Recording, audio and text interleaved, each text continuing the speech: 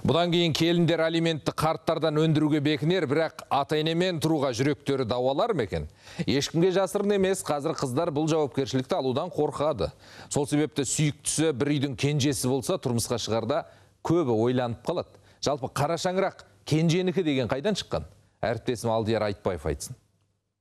Шаңырақтарында жылулық пен бірліктің лебесетін бұл жарылқасын әулеті. Отбасында салт дәстүр жөн жоралғының қайсы бірі болмасын қатаң сақталады. Сол себепті қара шаңырақта кімнің қалатын жөнінде де сөз болмаған. Жаңагүл әжейдің қолында 3 жылдың сүт кенжесі Ақылбек қалған.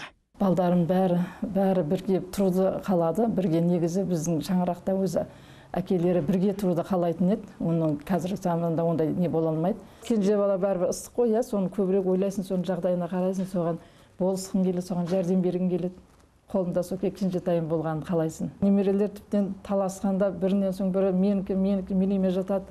Неге көп ана үйге кетіп қаласыз деп бір-бірімен таласады. Кенжеліктің кемшілігін Ақылбек бойдақ болып жүргенде сезініпті. Көп қыздар қашады, ата-енемен тұрғылары жоқ. Қазіргі келіншегі Маусымжан ғана бұған мән бермей, маңызды деп санамаған. Үлкен ағамыз үйленгеннен кейін ол кісі біраз жылдар тұрды. Анамызбен, әкеміздің, анамыздың қолында тәрбиесін алып, немерелері де енді ойлаймын тәрбиесі бір ерекше болады. Бұл біздің атадан келе жатқан, сондай келе жатқан жол. Ақылбек айтқан жол қазір ұмытылуға шақ. Қоғам белсендісі Оңаш Мәжитова кенжеге емес келінге қарайтын кезеңге жеттік деп отыр. Сөзінше жаңа түскен келіншектер міндеттен гөрі мансапты алға қойған. Қазір жеке адамның қара басының даму деген бір стиль пайда болды дейін ба, бір бағыт пайда болды дейін ба. Жастар қазір бостандыққа икем дайын болмай келіп, өзінің оқыған, тоқығаны бар, соны дамытқысы келеді. Ары қарай осыдан міне кикілжің пайда болып жатады. Қыз болып дүниеге келгесін жерде оның ең басты мына табиғи парызы не? Бұл ана болу, дүниеге ұрпаға келу, ата-енеңді жайлау, оларға қызмет ету.